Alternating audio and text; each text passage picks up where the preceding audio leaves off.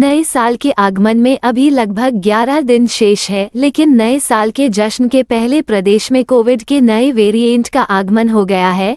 वैसे तो देश में कोविड का नया वेरिएंट केरल राज्य में मिला था, लेकिन अब यही वेरिएंट 19 दिसंबर को प्रदेश की स्मार्ट सिटी इंदौर और जबलपुर पहुंच गया है, जिसके बाद पूरे राज्य में पूरा स्वास्थ्य अमला हरकत में आ गया है। इंदौर और जबलपुर में मिले कोविड के नए वेरिएंट से प्रदेश भर में हड़कंप की स्थिति नजर आ रही है, तो वहीं बालाघाट में भी एक बार फिर कोविड से लड़ने के लिए तैयारियां प्रारंभ कर दी गई है, लेकिन कोविड का पता लगाने स्वास्थ्य विभाग के पास फिलहाल किट उपलब्ध नहीं है।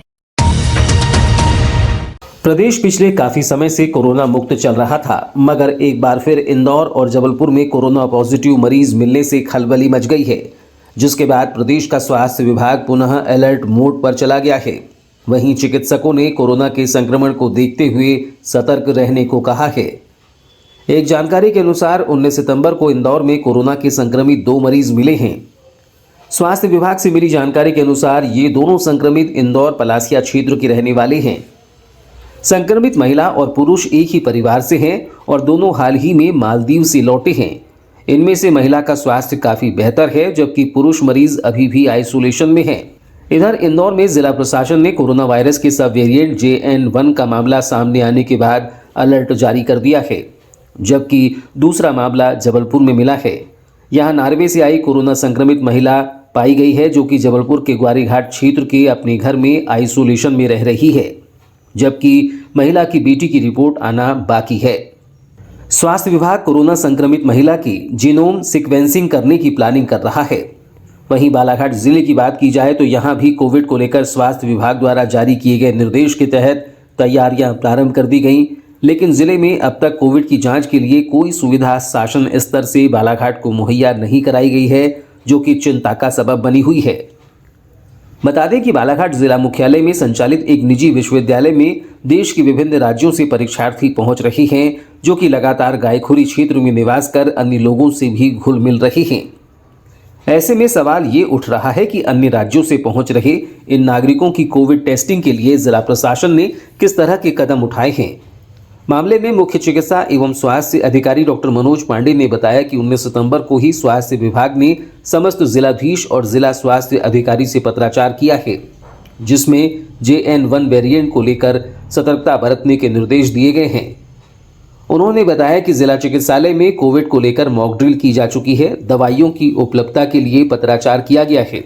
मुख्य चिकित्सा एवं स्वास्थ्य अधिकारी डॉक्टर मनोज पांडे की माने तो कोविड की टेस्टिंग के लिए बालाघाट जिले में RT-PCR मशीन उपलब्ध तो है, लेकिन उसकी किट की उपलब्धता नहीं है, जिसके लिए पत्र लिखा गया है, जिसके बाद ही बालाघाट जिले में सैंपलिंग का कार्य प्रारंभ किया जा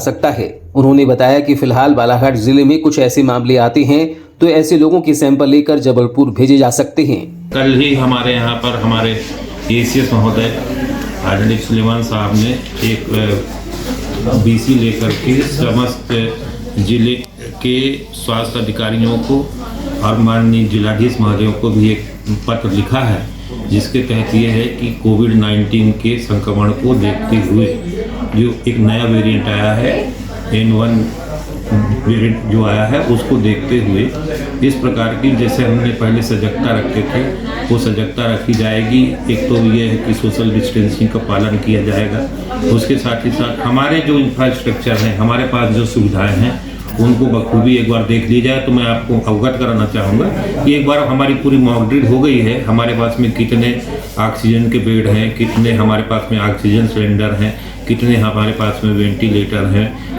और इसके साथ ही साथ कितने हमारे पास में ICU बेड हैं। तो ये सब की मॉक ड्रिल हो गई है। इसके अलावा जो हमको आवश्यक दवाइयाँ थी, इसकी हमने डिमांड कर दी है। तो इस प्रकार से हमारा जो अमला है पूरी तरीके से सजग है। वर्तमान में हमारे पास में 650 बेड ऐसे हैं जिले में जिन पर की ऑक्सीजन की सुविधा है और 130 बेड ऐसे हैं जिन पर की ऑक्सीजन की सुविधा नहीं है। लेकिन मैं यहाँ आपको अवगत कराना चाहूँगा कि इन 130 बेड पर भी हम ऑक्सीजन कंसंट्रेटर एवं ऑक्सीजन सिलेंडर के माध्यम से ऑक्सीजन की सुविधा उपलब्ध करा सकते हैं। हमारे पास में अभी वर्तमान में 35 बेड का ICU बालाघाट में है, एक 20 बेड का HD और 15 बेड का ICU। इसके अलावा हमारे पास में एक 10 बेड का हमारे पास PICU है जिसमें हम बच्चों को रख सकते हैं, PICU। इसके अतिरिक्त हमारे पास में पर्याप्त मात्रा में मरीजों को रखने की सुविधा है। तो अभी हमें ये निर्देश मिले हैं कि हम एक वार्ड को, एक ICU को हम कोरोना के लिए ही सुरक्षित रखेंगे। इसके साथ ही साथ में टेस्टिंग के लिए हमको जो है अभी कल ही एक लेटर रात में प्राप्त हुआ है। इसके तहत टेस्टिंग के लिए हमको NIRTH, national institute of tribal health जो है रूरल हेल्थ से हमको मैप किया गया है, हम अपने सैंपल वहाँ भेज सकेंगे। और इसके साथ ही साथ हमारे यहाँ भी एक RT-PCR मशीन आ गई है। इसके लिए भी, इसके सामग्री के लिए भी ऊपर लेवल पे मांग की जा रही है, ऊपर लेवल पे मैपिंग की जा रही है। और जैसे प्राप्त होगा तो हम बालाघाट में भी सैंपलिंग की प्रक्रिया को चालू कर सकेंगे। बहुत सारे बच्चे जो है बालाघाट जिले में पढ़ने में आ रहे हैं, है ना, और सैंपलिंग टेस्ट बिल्कुल नहीं हो रही है। दूसरी बात, इंदौर में भी 2-3 प्रकरण सामने आ गए और बालाघाट जिला सीधे तौर पे इंदौर से लगा हुआ है।